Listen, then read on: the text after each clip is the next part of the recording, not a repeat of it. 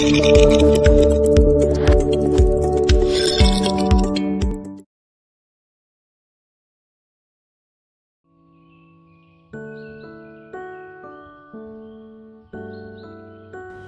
sukses,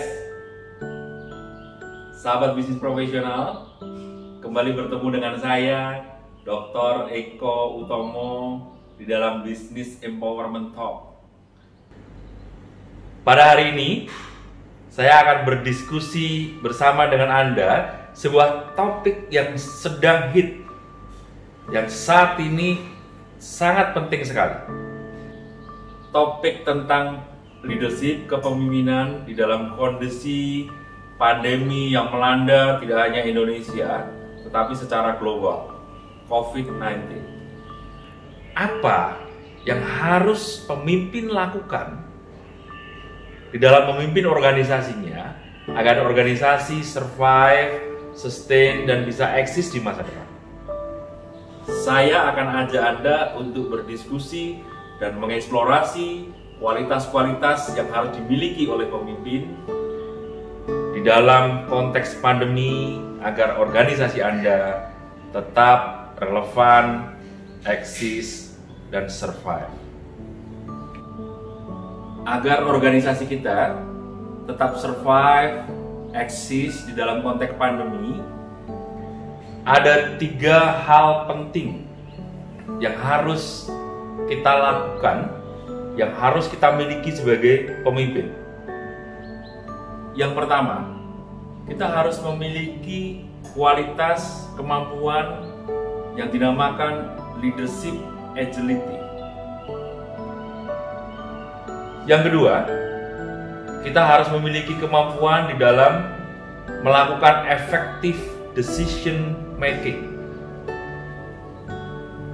Terus yang ketiga, sebagai pemimpin, kita harus memiliki karakter yang saya namakan sebagai trustworthy character. 3 dimensi tadi saling berkaitan, saling berhubungan. Trustworthy character akan berpengaruh terhadap bagaimana effective decision making yang kita lakukan, dan kedua dimensi yang lain, trustworthy character dan effective decision making, akan berpengaruh terhadap leadership agility yang harus kita miliki di dalam kondisi COVID-19 pada saat ini. Sahabat bisnis profesional, saya akan mulai paparkan dimensi yang pertama yang penting yang harus dimiliki oleh seorang pemimpin, yaitu leadership agility. Apa itu leadership agility? Barusan saya menangkap bola tenis.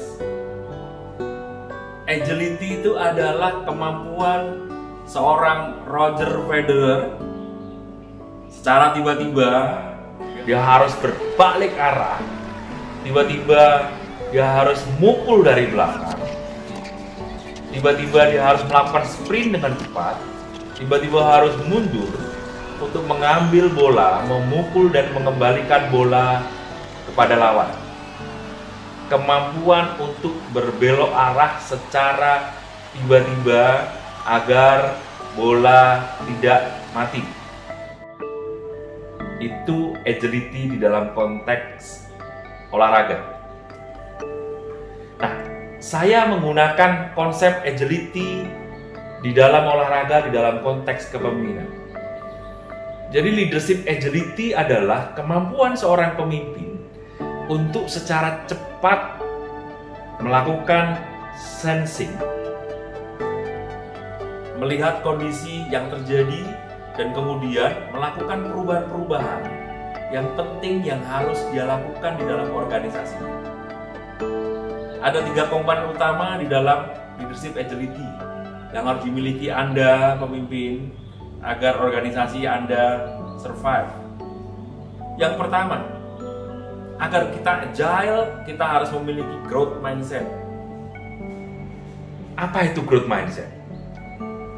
Growth mindset adalah mindset keyakinan bahwa yang namanya kompetensi, kecerdasan, termasuk kecerdasan di dalam kepemimpinan, adalah sebuah kondisi yang dinamis dan harus tumbuh terus-menerus.